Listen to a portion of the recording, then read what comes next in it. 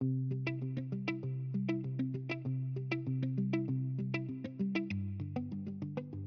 buen día, ¿cómo están todos? Continuando con este grupo de entrevistas, con esta serie de entrevistas, se nos ha ocurrido poder hablar un poco de algunas enfermedades hepáticas en relación al embarazo, y entonces para eso invité al doctor Facundo Mandojana, que es integrante del Servicio de Cirugía General de la Clínica Reina Fabiola, para que nos pueda ayudar un poco en entender un poco que el embarazo es una situación fisiológica para las mujeres, pero en algunas situaciones, como cualquier otra persona, puede tener algunos problemas en el hígado o en la vesícula, y cuál es la manera más correcta de entenderlo, de interpretarlo, de tratarlo, y también entender que algunas veces eso aumenta riesgos de patologías hepáticas o biliares en el futuro de esa persona. Así que, Facu, te doy la bienvenida, gracias por querer estar acá con nosotros, y bueno, te pido por favor que te presentes, que nos cuentes quién sos, y te voy a molestar con algunas preguntas. Bueno, que muchas gracias por la invitación. Yo soy Facundo Mandojana, soy cirujano, integrante del Servicio de Cirugía de la Clínica Reina Fabiola, y a su vez estoy en el sector de cirugía hepatobiliopancreática dentro del Servicio de Cirugía. Y bueno, nos dedicamos y convivimos habitualmente con estas patologías, tanto en pacientes embarazadas, en puérperas y en la población en general.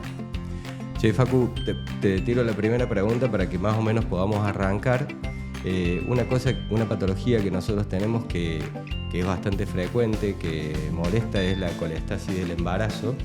Y entonces, en dos palabras, defininos qué es la colestasis y cuáles pueden ser las consecuencias que puede tener, y después vamos a dirigirnos un poco más a lo biliar. Bien, en realidad la colestasis es una patología propia del embarazo. Esta situación se vive generalmente en el final del embarazo, en el tercer trimestre, y está asociada, no hay un origen determinado, pero sí se está demostrado que hay una cuestión con respecto al desbalance hormonal que puede presentar la mujer en esa etapa y predisponer a un enlentecimiento de la función de la bilis dentro del hígado, y a su vez generar obviamente una colestasis. Esto hace que algunas sales que produce el hígado, en vez de ir por su trayecto normal, tienden a acumularse y pueden generar picazón, prurito, que sería picazón en el cuerpo. En algunas ocasiones pueden alterar un poco las enzimas hepáticas, pueden poner que la paciente tenga un colorido, un tinte amarillento, en casos muy avanzados, y también lo que puede predisponer, en realidad lo que genera también, si uno no hace un diagnóstico precoz, es daño al bebé.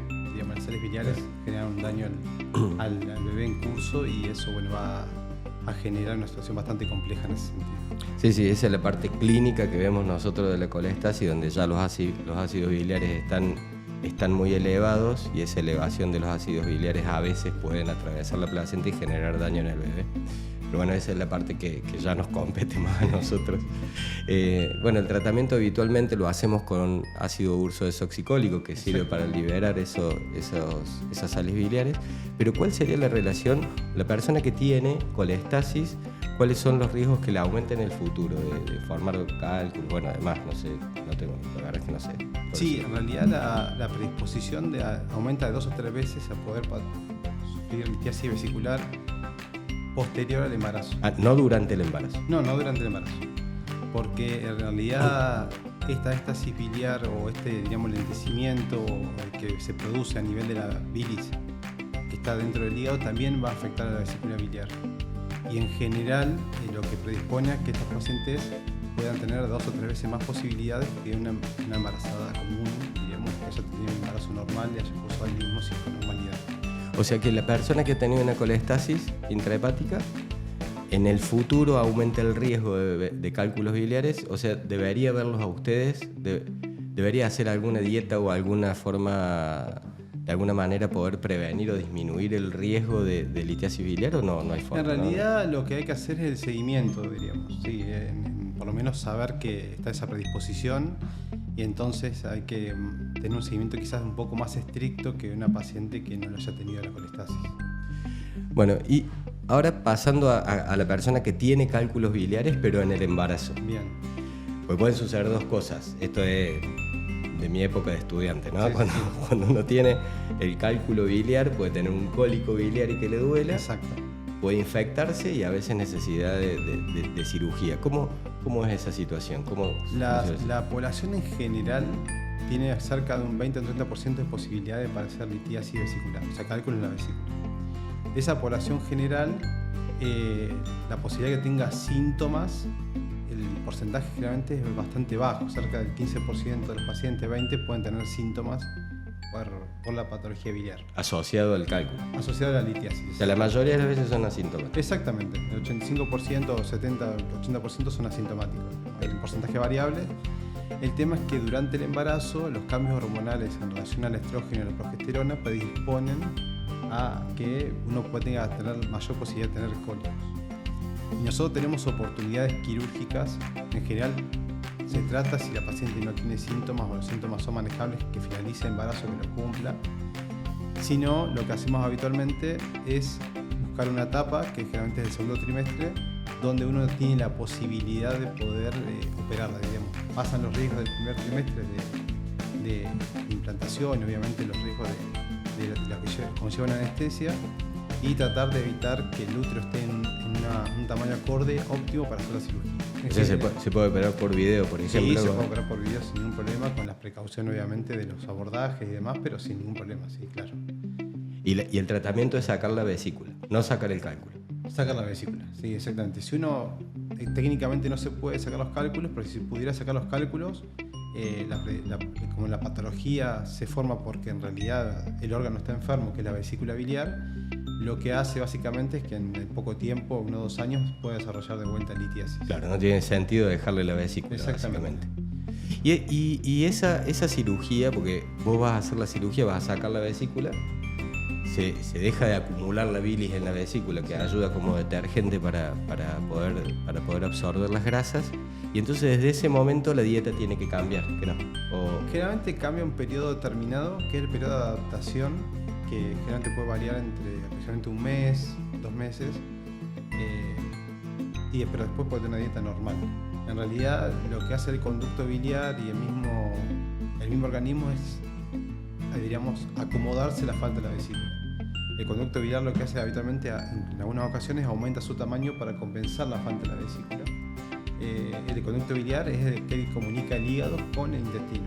Entonces trata de compensar esa funcionalidad sin mayor problema y uno puede alimentarse a futuro con normalidad. No es como quizás antes, cuando nuestros abuelos decían, bueno, o si tenía algún familiar, cuando se operó hace mucho tiempo, decían, bueno, no se puede, no puede comer más grasa durante toda su vida. Bueno, no, eso no es tan así, digamos. O sea, se puede volver a una dieta habitual. Habitual sin ningún problema. Sin ningún problema. Y ahora en general, ¿no? Porque nosotros estamos en una etapa, en los últimos años, en los que hemos observado que la nutrición o la dieta conlleva muchos riesgos, pero también beneficios tener dietas sanas en el embarazo, y entonces para disminuir el riesgo de diabetes, para disminuir el riesgo de hipertensión y demás. Desde hace algunos años aconsejamos todo esto que se llama dieta mediterránea. Y entonces quería saber cuál es tu opinión, en realidad, si para la cirugía general, o sea, para el metabolismo del intestino y del hígado, ¿es real o es solamente un capricho de los obstetras y no es tan así? Es real realmente. Los cambios de la alimentación claramente se asocian con menos distensión abdominal, se asocia a menos patología biliar, obviamente también. También se asocia, diríamos, a un cambio en la microbiota intestinal que predispone a que sea, diríamos, la desventaja que tiene una dieta mala, básicamente, o rica en azúcar o en harina, es que lo que hace el organismo es generar un estado proinflamatorio permanente. Claro. Incluso el intestino pasa eso. Y muchas veces no. Nosotros los que tratamos de incentivar en el postoperatorio, a la población en general, diríamos, no solamente los pacientes que están embarazadas y demás, sino que sea la cirugía un puntapié para un cambio de dieta, porque el 95%, 98% de los pacientes, cuando vos le das la dieta, que es muy similar a la que vos decías, Ari, quizás la primera semana es todo cocido, pero después tratamos de normalizar una dieta mediterránea, lo que nos notamos es que el paciente tiene mucha mejoría de su sintomatología, se empieza a desinflamar, baja de peso, y eso generalmente es muy importante que lo tengan en cuenta, y a veces lo toman como un puntapié para mantener su dieta, hacer un cambio de hábitos y demás. Pero, por ejemplo, el consejo para gente que no tiene una situación, ¿no? Sí. No fue a una colecistectomía y entonces está buscando el embarazo o ya está embarazada, aconsejar este tipo de dietas Sí, sería totalmente. Sí, totalmente. de dieta mediterránea. Uno puede, más o menos, ¿cuáles son los alimentos? Más o Sí, menos, básicamente obviamente la fruta y las verduras, la incorporación de ¿Y carnes no? Sí. Carnes generalmente, digamos, siempre tratar de tener un volumen determinado, diríamos, ¿no? Entonces, las verduras para nosotros creemos que es muy importante, y muchas veces suplementar con 1 o 2 veces a la semana estaría bien, digamos. De carne. De carne, sí. Sí. Claro, en el embarazo nosotros encima necesitamos un aporte de hierro diario que encima el intestino nos juega una mala pasada porque disminuye la absorción de hierro. Entonces muchas veces estimulamos a que coman carnes rojas o les damos suplemento de hierro que bueno, por ahí puede ir un poco en contra, pero básicamente la dieta mediterránea sería la que protegería en estas situaciones. Ya se nos está empezando a terminar el tiempo, pero no quiero que te vayas sin que nos des una pequeña reseña de estas enfermedades intestinales en general, y por eso te voy a hacer como preguntas cortitas de algunas situaciones. Bien. Apendicitis y embarazo, por ejemplo. Sí. Es un temor que se tiene. La Sí, apendicitis totalmente. puede suceder en cualquier momento. La apendicitis y el embarazo es tratable, la gente tiene que estar tranquila. Bueno, Totalmente se puede hacer sin poner en riesgo el embarazo, y generalmente la idea es tener un diagnóstico precoz, y también lo que hacemos habitualmente, hay que entender que la anatomía, a medida que pasa el embarazo, va cambiando la ubicación del apéndice, y quizás no es tanto en la parte baja, sino que puede ubicarse en una parte un poquito más superior, siempre en el lado derecho del abdomen. Entonces, a medida que el embarazo más semanas de gestación tenga, eso va a ir cambiando en general. Por eso es importante, digamos, la particularidad que tenemos en la clínica es que en realidad tenemos muchas pacientes obstétricas y estamos acostumbrados al manejo de ese tipo de patologías, y generalmente tomamos todas las medidas de precaución para poder, digamos, tener un acceso a un diagnóstico rápido sobre la apendicitis. ¿Sí? claro, y al igual que la colecistitis, que la cistectomía se puede hacer por videolaparoscopia. Sí, totalmente. Claro. Salvo que sea una situación extrema al final del embarazo, pero claro, generalmente... una peritonitis, una situación más Claro, grave. pero sería anecdótico algún caso que no hayamos podido manejar por vía laparoscópica y con una recuperación buena y sin poner en riesgo el embarazo al bebé ni a la madre. Claro. Otra situación que también sucede es estas distensiones importantes del colon, molestia del colon irritable. Y bueno, nosotros siempre aconsejamos que se hagan dietas antiinflamatorias, bueno, tipo la mediterránea. Totalmente. Y eso más o menos es lo que ustedes también aconsejan, Sí, ¿no? totalmente. Sí, es una situación bastante habitual que pase, inclusive posterior al embarazo, que sienta mucha distensión. Bueno, hemos tenido algunas urgencias excepcionales, diríamos, pero en general es manejo, diríamos, médico, y la resolución con la dieta mediterránea, con algún otro tipo de medicamentos que puedan tratar de regularizar la actividad intestinal, logramos buenos resultados. Bueno, Facu, te voy a ir despidiendo. ¿Dónde te encontramos? Yo estoy en la clínica Reina Fabiola, estoy los lunes y martes en General Paz, los jueves en el Paseo del Jockey, y también hago telemedicina los días jueves. Así que ahí, por cualquier duda que tengan, consulta, por más simple que sea, se pueden acercar. Nosotros trabajamos de manera mancomunada con todos los obstetras de la clínica, inclusive, bueno, más que nada, diríamos, porque también hace mucho embarazo de alto riesgo y tenemos muchas pacientes en común también. Entonces, ir manejando, digamos, la situación, inclusive con patología biliar, con diagnóstico, la oportunidad quirúrgica, bueno, tratamos de ir manejándolo con los obstetras, con el paciente. Sí, con los gastroenterólogos también, porque hay algunas enfermedades enfermedades que son más clínicas y por ahí tenemos la suerte de tener esos equipos que son buenos. Sí, totalmente. ¿No? El manejo es multidisciplinario siempre, así que bueno. Bueno, Facu, mil gracias. Gracias a vos, por favor. Muchas gracias.